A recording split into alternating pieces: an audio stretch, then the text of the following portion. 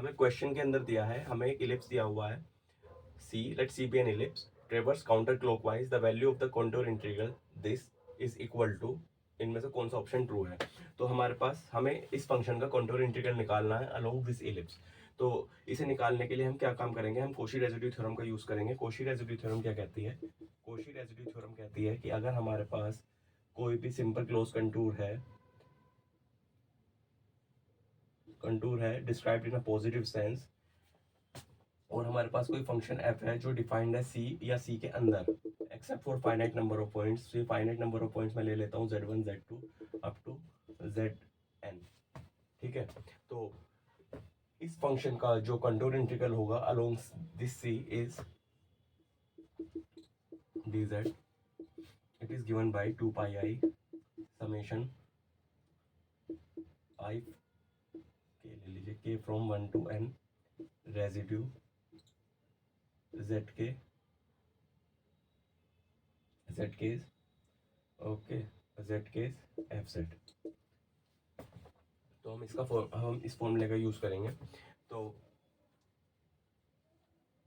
सबसे पहले हमें इसे अप्लाई करने के लिए, तो सबसे पहले हमारे पास c क्या है, c की हमारे पास इमेज होनी चाहिए कि c कैसा दिखता है। तो सबसे पहले हम देखेंगे कि ये c कैसा है। तो सबसे पहले हम यहाँ पर c ड्रॉ करते हैं। तो सबसे पहले हम c ड्रॉ करेंगे। c क्या है, c है z minus two plus z plus two equals 8। हम यहाँ पर इस इक्वेशन को इलिप्स की स्टैंडर्ड फॉर्म से कंपेयर करेंगे। जो इलिप्स की स्टैंडर्ड फॉर्म होती है, इलिप्स की स्टैंडर्ड फॉर्म होती है ये z minus z1 plus z minus z2 equals 2a। z1 क्या होते हैं, z1 z2 जो होते हैं वो फोकाई होते हैं, foci of ellipse, foci of ellipse होते हैं। और ये जो a होता है ये होती है length of semi major axis, ये होती है length of semi major axis. तो अगर जब हम इसे कंपेयर करेंगे तो z1 क्या है हमारे पास, z1 2 है, z2 माइनस 2 है, और a जो है 2a क्या है 8 है। इट मीन्स a क्या है हमारे पास 4। लेंथ ऑफ a क्या है, it means length of semi major axis of ellipse क्या है, a है। तो क्लियर। अब हम जानते हैं जो इसेंट्रिसिटी सेमी मेजर एक्सिस और फोकाई के बीच में जो रिलेशन होता है वो क्या होता है।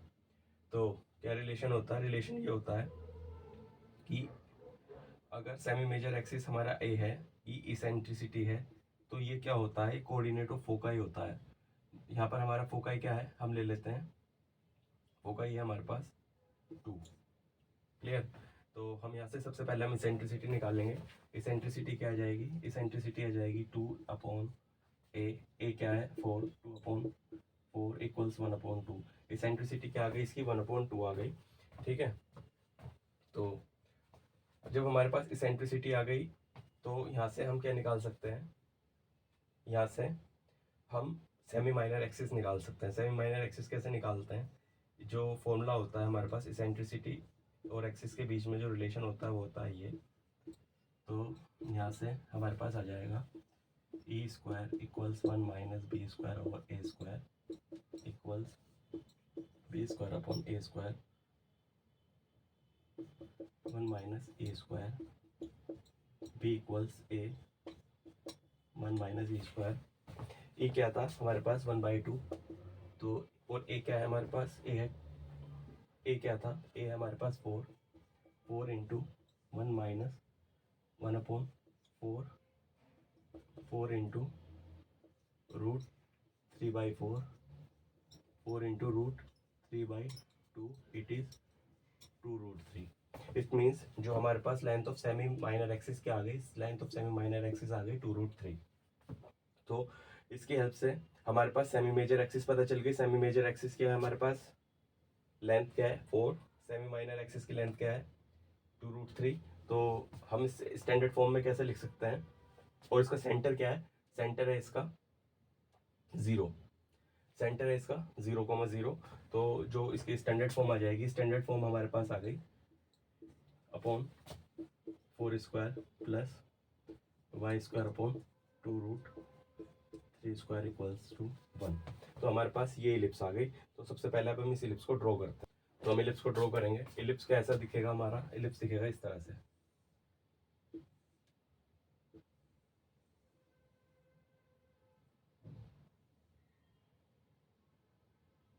इलिप्स दिखेगा इस तरह से। ये क्या है? ये 4 पर कट करेगा, ये -4 पर कट करेगा, ये 2√3 पर कट करेगा, ये -2√3 पर कट करेगा। ठीक है, अब हमारे पास इलिप्स ये क्लियर हो गया। अब हम इस पर वर्कआउट करते हैं। हमारे पास हमें इसका कंटूर इंटीग्रल निकालना है। तो कंटूर इंटीग्रल निकालने के लिए तो हम यहाँ पर कॉची रेसिड्यू थ्योरम लगाने वाले हैं। तो कॉची रेसिड्यू थ्योरम लगाने के लिए हम क्या करेंगे? हम सबसे पहले इसके डिनोमिनेटर को फैक्टराइज करते हैं। z² - 2z plus 2। अगर हम इसे फैक्टराइज करेंगे तो इस फैक्टराइजेशन के बाद इसका जो आ जाएगा 1 + i z - 1 - i आ जाएगा। अब हम सबसे पहले ये डिनोमिनेटर में, ये इसका डिनोमिनेटर है। अगर डिनोमिनेटर है तो सबसे पहले हम ये चेक करेंगे कि ये जो पॉइंट्स हैं 1 + i और 1 - i, क्या ये इस इलिप्स के अंदर है? तो जब हम इसे चेक करने के लिए हमारे पास एक फॉर्मूला होता है। फॉर्मूला हम यूज़ करेंगे। फॉर्मूला क्या कहता है? फॉर्मूला ये कहता है कि अगर हमारे पास कोई भी इलिप्स है z - c upon a² plus z - c upon b² equals, अगर यहाँ पर अगर ये लेस देन 1 हो, तो z is in ellipse, inside ellipse. अगर इक्वल्स 1 हो तो z इज ऑन इलिप्स, और अगर ये ग्रेटर देन 1 हो then z is outside ellipse. तो सबसे पहले हम चेक करेंगे कि ये जो पॉइंट्स हैं ये इस इलिप्स के अंदर हैं या बाहर हैं। अगर ये बाहर हैं तो हम इसे छोड़ देंगे। फिर हम जो अंदर हैं केवल हम अंदर वाले पॉइंट्स पर इसका रेजिड्यू कंप्यूट करेंगे। तो यहाँ पर मैं बता देता हूँ यहाँ पर क्या है। z जो है, हम z वो पॉइंट्स हैं जो हम चेक करने वाले हैं कि ये इसकी लोकेशन क्या है इलिप्स के रिस्पेक्ट में। c है, ये जो c है, c होता है इस इलिप्स का सेंटर। a है length of semi major axis, b है length of semi minor axis. तो सबसे पहले हम क्या चेक करेंगे? हम सबसे पहले चेक करेंगे कि 1 + i कहाँ लाई करता है। 1 + i के रिस्पेक्ट में हम चेक करते हैं। इसका जो c है, इसका जो सेंटर है इस इलिप्स का सेंटर क्या है? 0। तो यहाँ पर c को हम सीधा 0,0 ले लेंगे। क्लियर? तो यहाँ पर हम चेक करते हैं। तो z क्या है हमारे पास? 1 + i upon 4² plus 1 + i upon 2√3²। तो यहाँ पर ये क्या आ जाएगा? 1 + i का मॉडुलस क्या होता है? 1 + i का मॉडुलस होता है √2 का स्क्वायर क्या आएगा? 2/4, 2/16, 2/16। ये क्या आ जाएगा? सिमिलरली 2/2 2 × 4 3 12। ठीक है, तो आ जाएगा 1/8 प्लस 1/6 14/48। ये लेस देन 1 है। इट मीन्स ये जो पॉइंट है ये लेस देन 1 आ गया। तो इस फॉर्मूले के अकॉर्डिंग 1 + i क्या है? 1 + i इस इलिप्स के अंदर है। क्लियर? सिमिलरली 1 - i को हम कैलकुलेट करेंगे। तो 1 - i को हम चेक करेंगे। तो 1 - i का मॉडुलस 4² प्लस 1 - i अपॉन 2√3²। इसका भी सेम आ जाएगा 14/48, 1 लेस देन 1।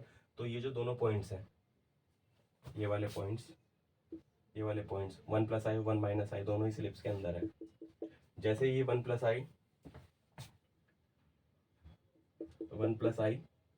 और 1 - i दोनों इलिप्स के अंदर हैं, तो हम 1 + i और 1 - i पर इसका रेजिड्यू कंप्यूट करेंगे। तो रेजिड्यू कंप्यूट करेंगे। चलिए इसे हम रेजिड्यू कंप्यूट करते हैं। हमें इसका कंटूर इंटीग्रल निकालना है। तो कंटूर इंटीग्रल इसका क्या आएगा? z² - 2z। हम इसे पहले f मान लेते हैं। लेट fz क्या है हमारे पास?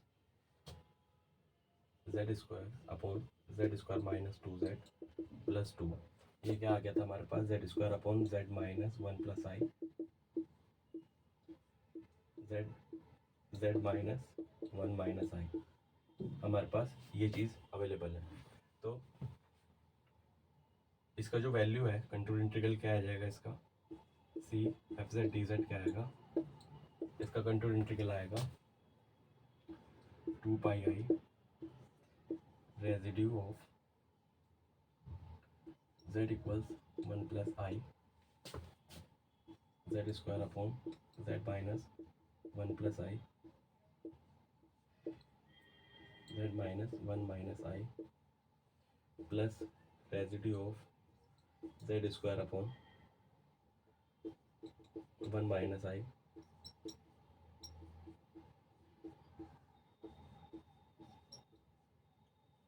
One minus i. हमें ये कंप्यूट करना है, तो कंप्यूट करने के लिए हम क्या करेंगे, तो इसका जो तो ये जो रेजिड्यू होगा इसकी वैल्यू क्या होगी, इसकी वैल्यू होगी, तो सबसे पहले हम इसे कंप्यूट कर लेते हैं। तो इसकी जो वैल्यू होगी हमें 1 प्लस आई पर कैलकुलेट करना है, तो 1 प्लस आई पर कैलकुलेट करने के लिए हम 1 प्लस आई का जो टर्म होता है उसे छोड़ देते हैं, बाकी को ले लेंगे। तो इसका जो रेजिड्यू आ जाएगा, इसका जो रेजिड्यू आएगा, रेजिड्यू आ जाएगा इसका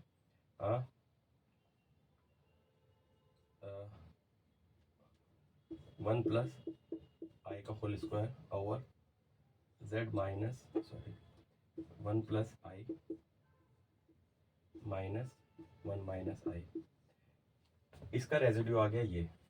सिमिलरली इसका जो रेजिड्यू आएगा, इसका रेजिड्यू आ जाएगा 1 माइनस आई का होल स्क्वायर ओवर 1 माइनस आई माइनस 1 प्लस आई, 1 प्लस आई, इस टर्म को छोड़ देंगे तो हमारे पास आ गया ये। तो जैसे ये आ गया हम यहाँ से कॉमन ले लेंगे इसे, 1 plus I 1 minus I 1 plus i minus 1 minus I 1 plus i का होल स्क्वायर माइनस 1 माइनस आई का होल स्क्वायर। तो यहाँ से क्या आ गया, इसकी वैल्यू क्या आ गई, 1 प्लस आई, इसे दो बार कर लेंगे, 1 प्लस आई प्लस 1 माइनस आई, इसकी वैल्यू आ गई ये थ्रू आउट, इसकी आ गई 2। Clear.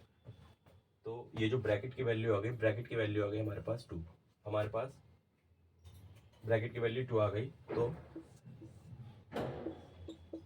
F z d z क्या आ गया, 2 पाई आई इंटू 2 4 पाई आई, तो इसका 4 पाई आई इसका कंट्रोल इंटीग्रल है। तो ये ऑप्शन इसका ट्रू है।